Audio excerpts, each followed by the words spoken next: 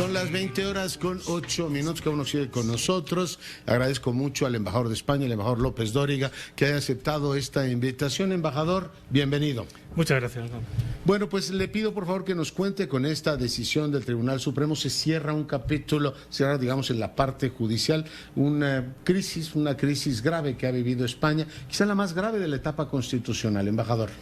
Sí, si me permitieras, me gustaría poner algunos antecedentes para que se comprenda mejor todo este asunto. Por favor. Yo quisiera empezar, exponiendo a los oyentes para que juzguen por sí mismos si existe o ha existido alguna discriminación contra Cataluña que haya podido motivar ciertos actos políticos que han venido después. Entonces quisiera recordar que Cataluña es una de las regiones más ricas de España, que tiene un autogobierno como pocos estados federales incluso en el mundo, que tiene su parlamento, que tiene su policía, que maneja la educación, que maneja la salud, que en Cataluña el catalán es la lengua vehicular y que en Cataluña, como región rica, paga más impuestos que los demás, pero esto es lógico en un sistema cuasi federal. Bueno, a partir de determinado momento se produce por parte de una serie de fuerzas políticas una vulneración de la Constitución y de las leyes, y eso produce una reacción del Estado de Derecho que culmina en la sentencia de la que hablamos hace... ¿La vulneración es la proclamación de independencia que hizo Puigdemont de embajador? La vulneración empieza antes, cuando a principios de septiembre de 2017 el Parlamento de Cataluña, por mayoría simple, aprueba dos leyes que derogan de facto en Cataluña la Constitución y las leyes. A partir de ahí empieza la vulneración.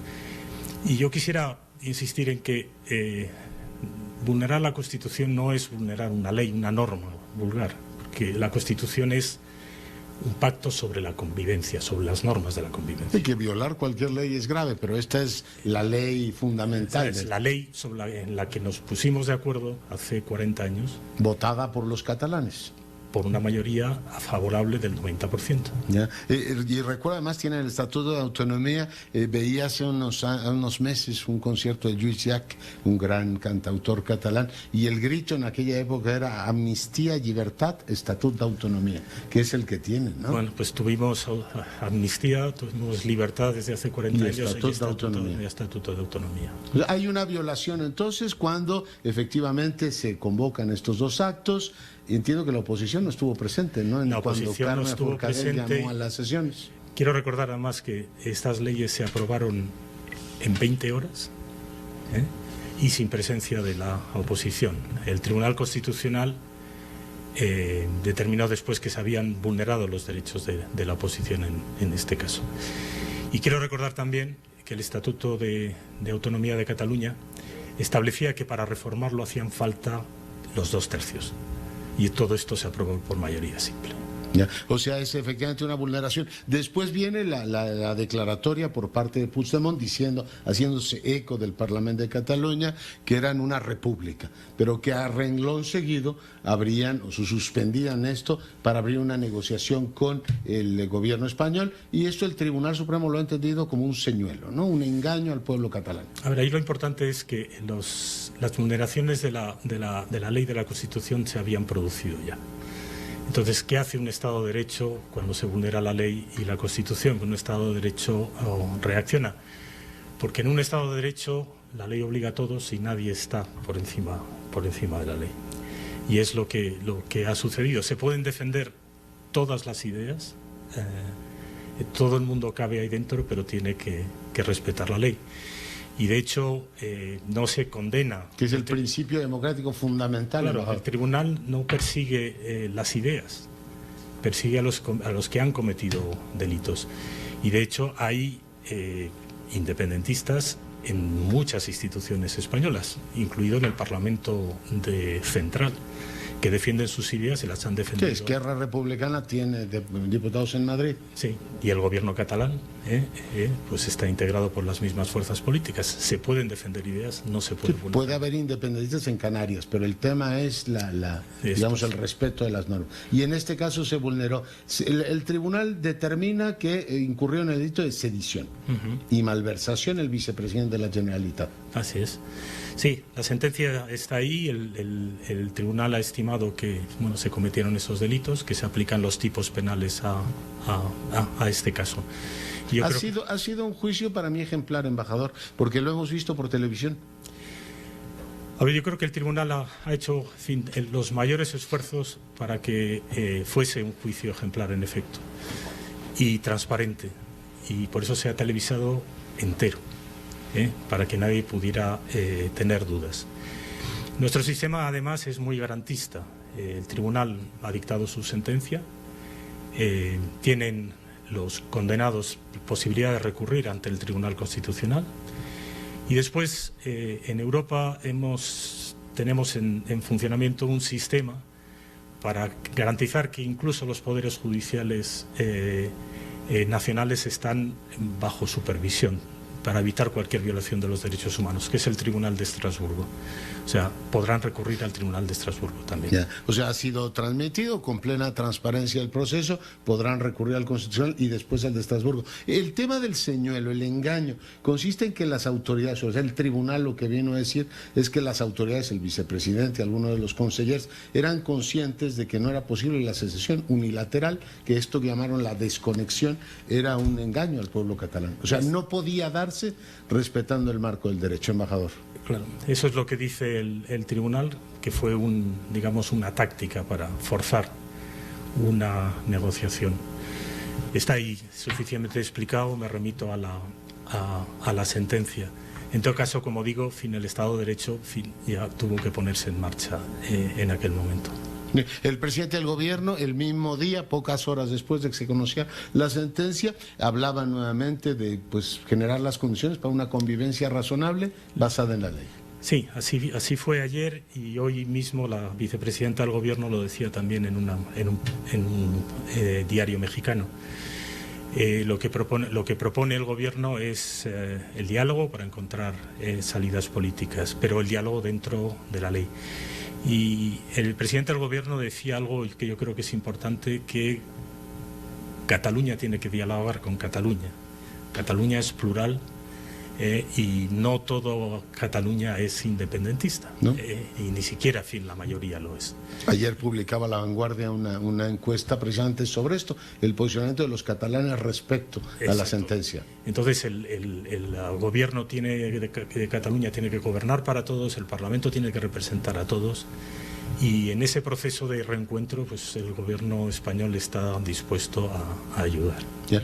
Y además las instituciones están efectivamente en pleno vigor. El régimen penitenciario que tengan Oriol Junqueras, Romeva, Turull, todos, va a ser decidido por el gobierno de Cataluña, ¿no?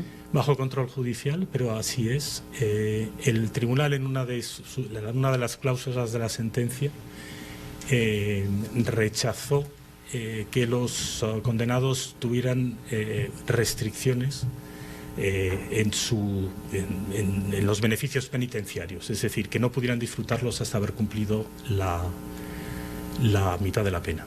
Yeah. Y queda en manos, en efecto, de las instituciones penitenciarias, están en las catalanas, el poner en marcha estos procesos. O sea, lo tendrá el conseller, pero entiendo que hay, digamos, un proceso técnico que tendrá que hacer. Hay un proceso técnico, pero bajo es particularmente generoso el régimen español, ¿no? Nuestra Constitución es una Constitución garantista. Y después de la experiencia que tuvimos antes de la llegada de la democracia, era lógico que fuera así, y así sigue siendo. Y bueno, aparece esto en pleno, digamos, proceso electoral. Bueno, la convocatoria del proceso electoral, las cosas ocurren, embajador, como diría Perogrullo, cuando ocurren, ¿no? Exactamente. Hemos tenido un proceso político muy afectado por la crisis económica de hace unos años. Eso ha hecho que el sistema político de partidos políticos españoles se modificara profundamente. Tenemos nuevas fuerzas políticas No tenemos las mayorías de antes y es más complicado pues establecer esos acuerdos que antes no eran necesarios. Le tocará al próximo gobierno, por supuesto, gestionar este asunto, si hay o no indulto. ¿Existe la posibilidad, el presidente de gobierno tiene la posibilidad de indultar? Hay una posibilidad, tiene que pedirlo la persona que ha sido condenada. Lo tiene que pedir la persona y lo aprueba el Consejo de Ministros. Sí, está todo reglamentado en la ley. Oiga, pues es una esperanza que funcione, digamos, que las democracias se puedan defender con legalidad. No hace falta, digamos, pensar en otros expedientes, embajador. No, es yo creo que uno de los secretos, ¿no? La democracia son las urnas, también el Estado de Derecho. Y el respeto de todos los actores. Exactamente. Oiga, pues un desafío de primer orden, ¿no? Pues sí, pero en fin, desde que empezamos la transición hace ya muchos años, bueno, nadie nos dijo que iba a ser fácil. Pero ha sido una transición ejemplar, ¿no? Quizá este es el desafío más importante que ha tenido España en su historia constitucional. Es un desafío importante, quiero recordar que hubo otros, ¿no? Y que la transición, que el nacimiento del régimen democrático en España no fue fácil. Yo tenía 16 años cuando murió Franco. Y bueno, recuerdo perfectamente lo difícil que fue, con fuerzas que no querían avanzar, con terrorismo que nos golpeó brutalmente, en medio de una crisis económica terrible. No fue nada fácil. A veces se olvida, pero bueno, yo creo que nunca sobra pues rendir un homenaje a las personas que hicieron aquello. Sí, claro, y por supuesto construir el periodo de prosperidad, armonía y convivencia pues más brillante que ha tenido España, probablemente en su historia, embajador. Sin duda. Habrá que ir hasta el siglo de oro, ¿no?, para encontrar 40 años mejores. Sin duda, sin duda. Yo creo que, en fin, la nueva España que nació entonces se basó en un extraordinario logro político, que fue el acuerdo entre partidos, personas que venían de horizontes muy, muy distintos y que hicieron las renuncias suficientes como para propiciar ese pacto. Y en una democracia, bueno, pues tienes a un gobierno que funciona y tribunales que funcionan independientes y dicen, a ver, estas leyes obligan a los políticos, seas vicepresidente de la Generalitat o lo que seas, a cumplir con las mismas. Claro, esa es el gran secreto, ¿no? Las leyes obligan a todos y nadie está por encima de la ley. Y yo creo que es el mensaje que se recibe. Embajador López Dóriga, muchas gracias por venir. Gracias, Leonardo. Gracias. Hasta pronto. Bueno, pues ahí tiene usted el embajador de España el día de hoy conversando con usted sobre este tema francamente pues relevante. Ya hablábamos de cómo está la situación en Barcelona esta noche. Ha habido algunos movimientos. En un momento más volveremos sobre ese tema.